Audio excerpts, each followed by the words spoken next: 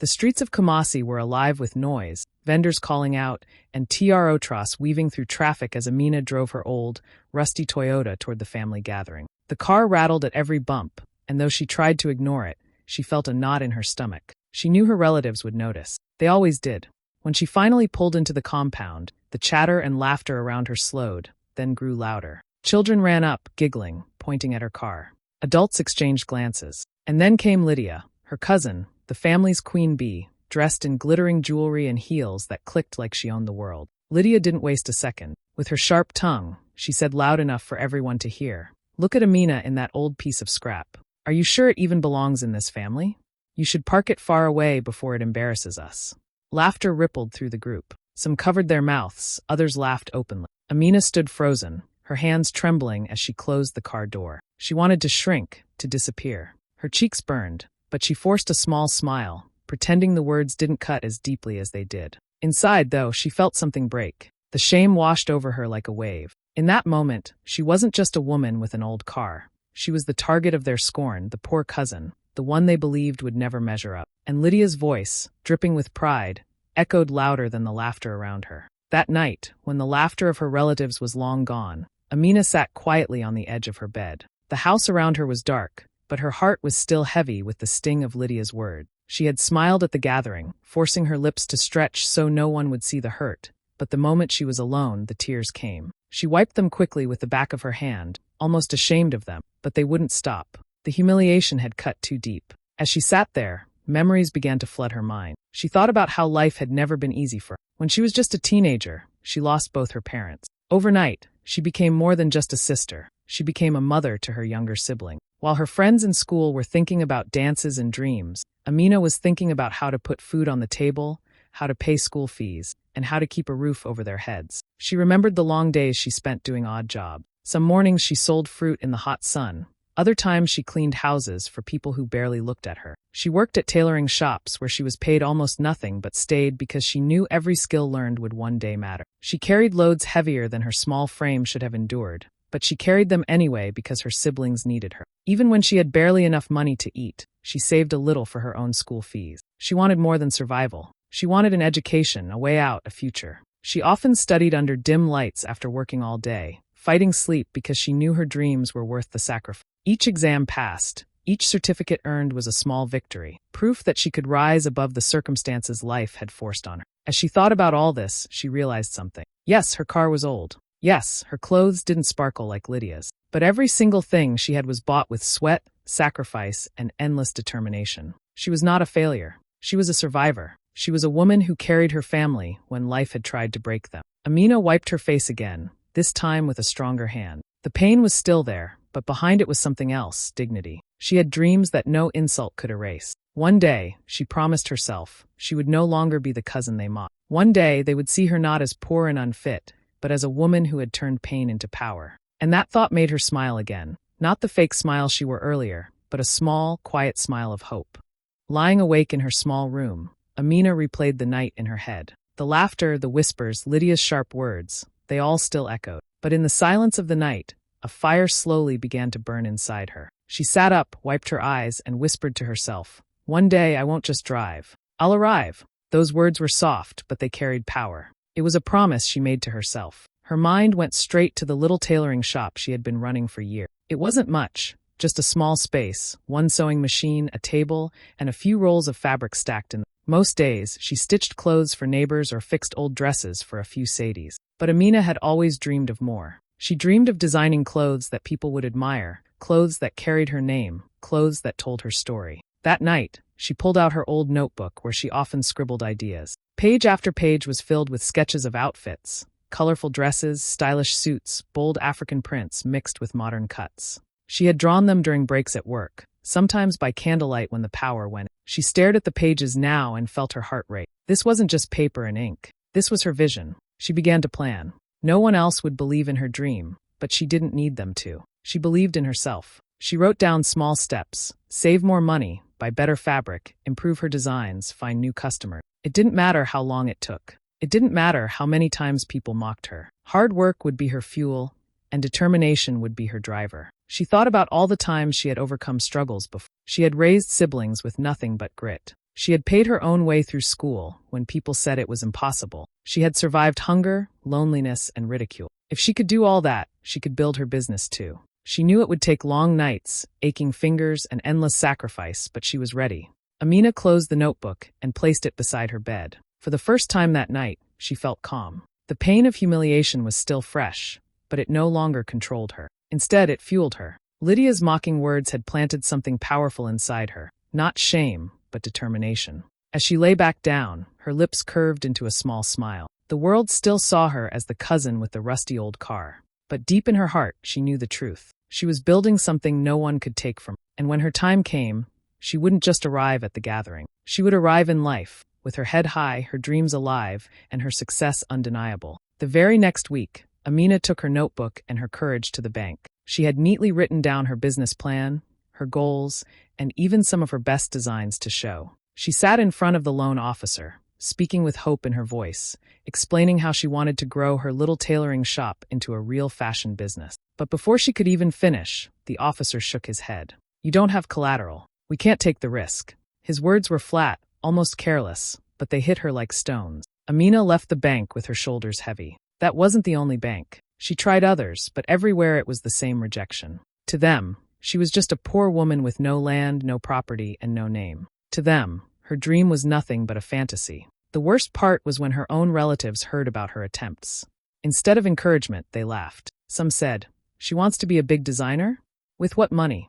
Others whispered, "She should be realistic and stick to mending clothes." Their words stung, but they didn't break her. If doors kept slamming, then she would build her own window. Amina decided she would not wait for banks or relatives. She tightened her budget even more. Every sadi she made, she saved a piece of it. She stopped buying new clothes for herself. She skipped little treats and comforts. Every coin mattered. Then she pushed herself harder than ever. Day and night, the sound of her sewing machine filled her small shop. Her fingers grew calloused, her back ached, but she kept going. Each stitch was a step toward her dream. Slowly, her work began to stand out.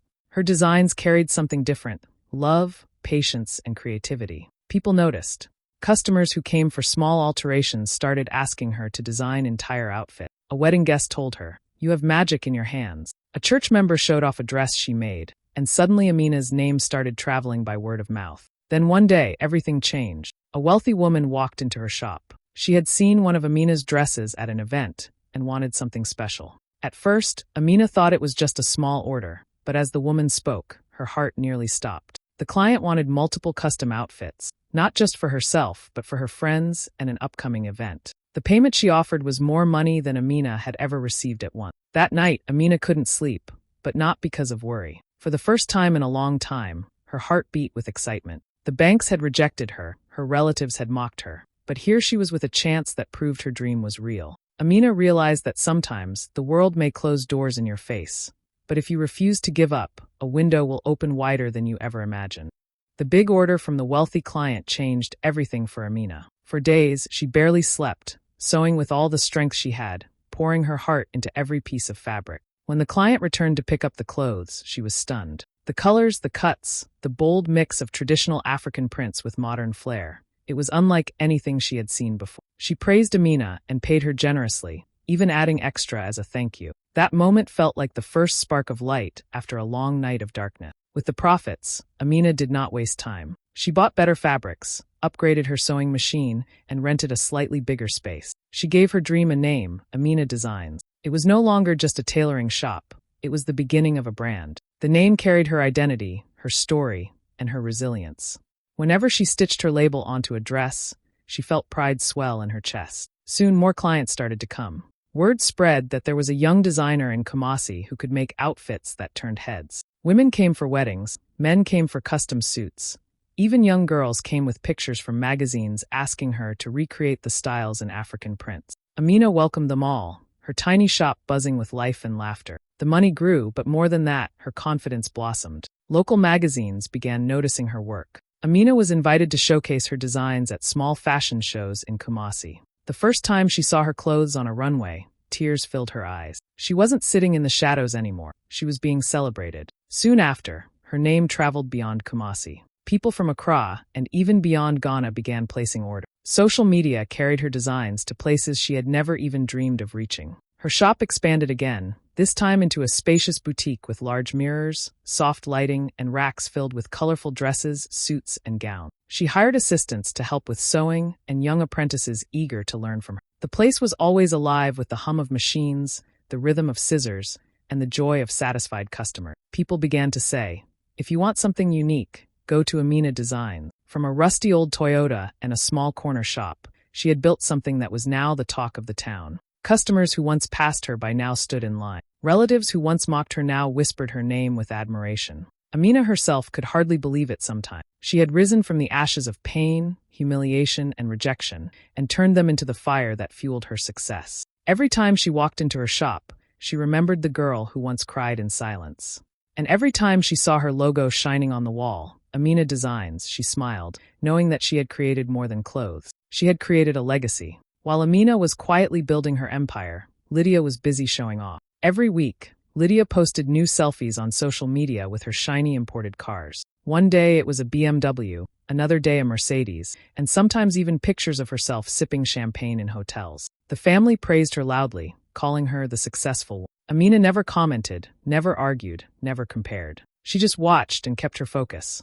Deep inside, she knew true success was not about showing off. It was about building something that would last. Amina poured her profits back into her business. She hired more workers, not just because she needed help, but because she wanted to give opportunities to young people who reminded her of her younger self. Some of them were orphans, others were school dropouts, but with patience she trained them, teaching them how to sew, how to design, and most importantly, how to believe in themselves.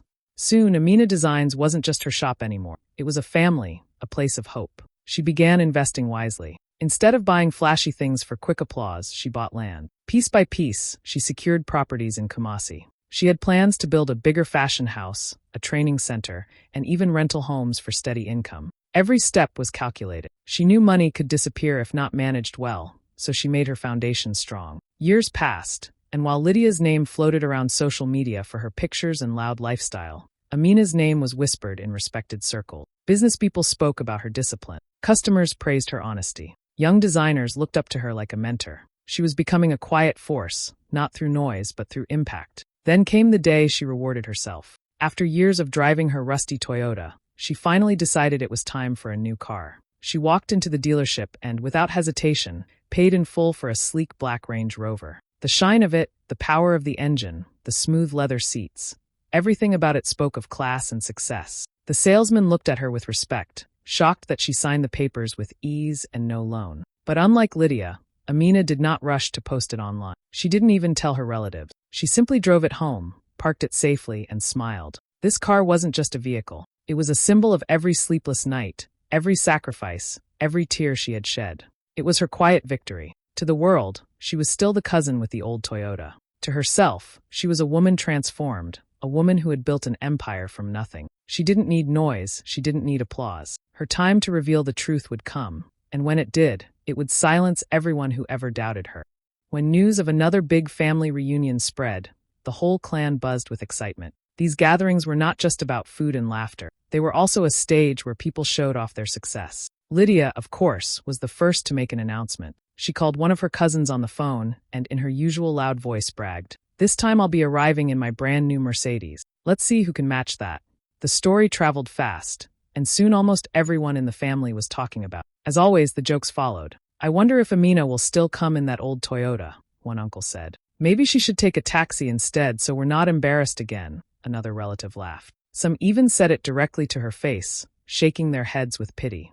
Amina listened quietly. She didn't argue. She simply smiled, the same small smile she had learned to wear when people mocked. But this time, there was something different behind that smile. She had a plan. She remembered the last reunion clearly, the humiliation, the sting of laughter, the way Lydia's words had cut her deeply. That day had almost broken her, but it had also fueled her determination. And now, years later, she was no longer the same woman they had mocked. She had built her empire, she had her dignity, and sitting safely in her garage was a sleek black Range Rover waiting for its moment. As the reunion day drew closer, Lydia became louder. She posted pictures of her Mercedes on social media with captions like, "Can't wait to arrive in style." Her followers cheered, and relatives clapped for her in advance. Amina, on the other hand, stayed silent. She didn't tell a soul about her new car. She didn't need to. She wanted the moment to speak for itself. The night before the gathering, Amina laid out her outfit carefully. It was one of her own designs, a gown made from rich African print, tailored to perfection,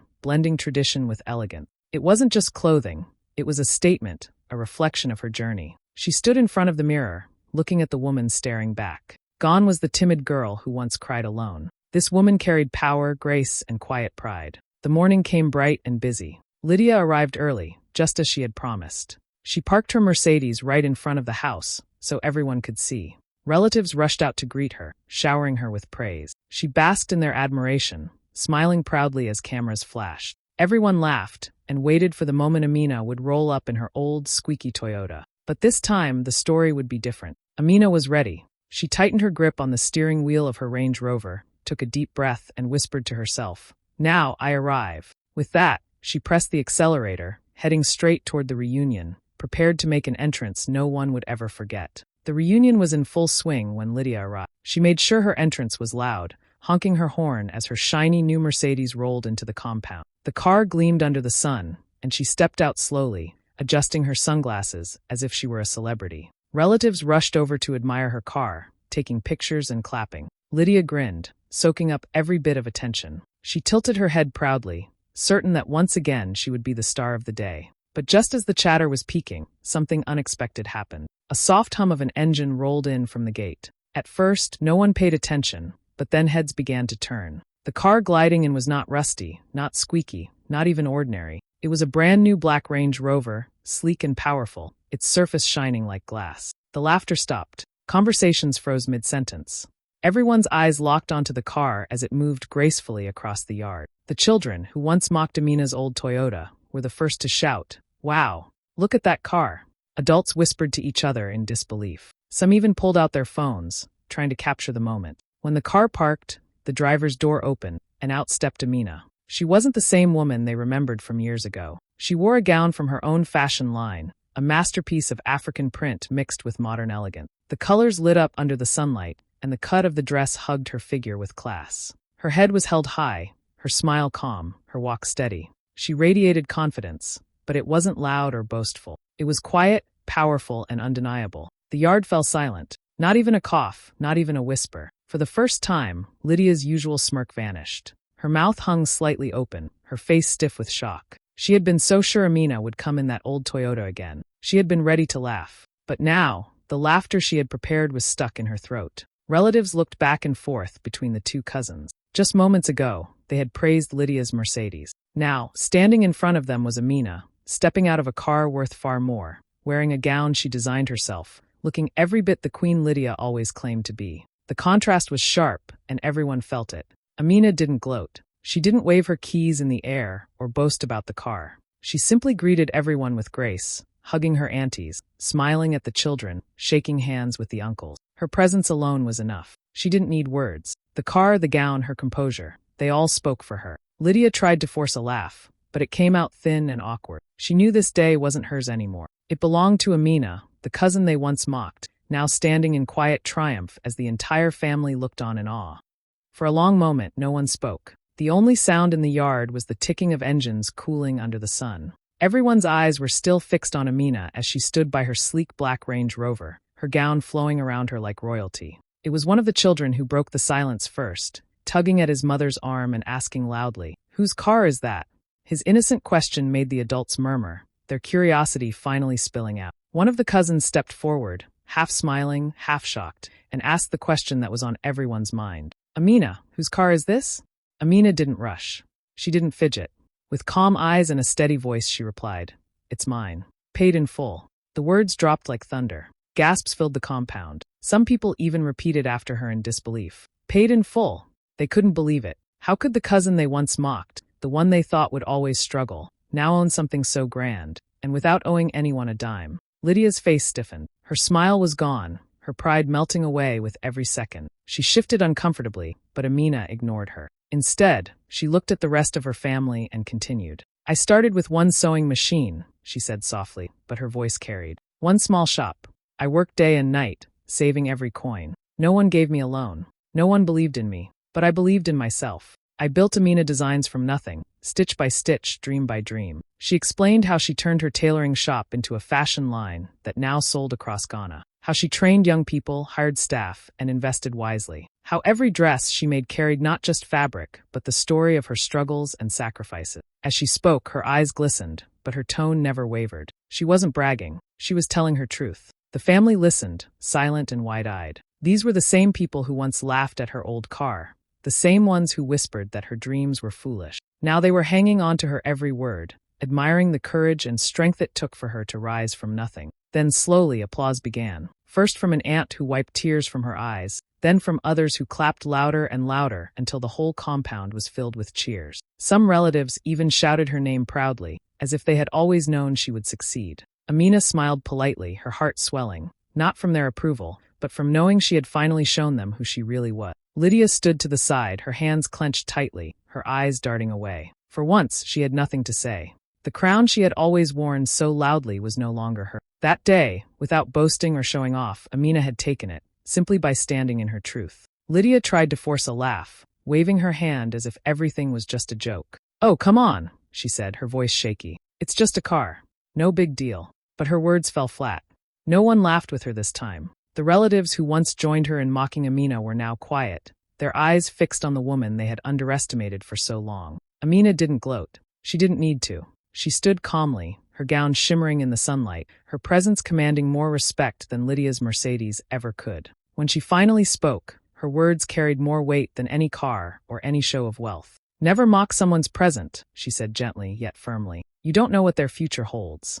The silence that followed was powerful. Everyone knew those words weren't just for Lydia, they were for all of them. They remembered the times they had laughed at Amina, whispered about her struggles, and looked down on her. Now, standing in front of them, she was living proof that life can turn in unexpected ways. One by one, heads nodded in agreement. An uncle muttered, "She's right." An aunt wiped her eyes. Even the younger cousins, who once joined in teasing, now looked at her with admiration. Lydia lowered her head, unable to meet Amina's gaze. The crown of Queen Bee, she once wore so proudly, had slipped away. In its place stood Amina, humble, graceful, yet victorious.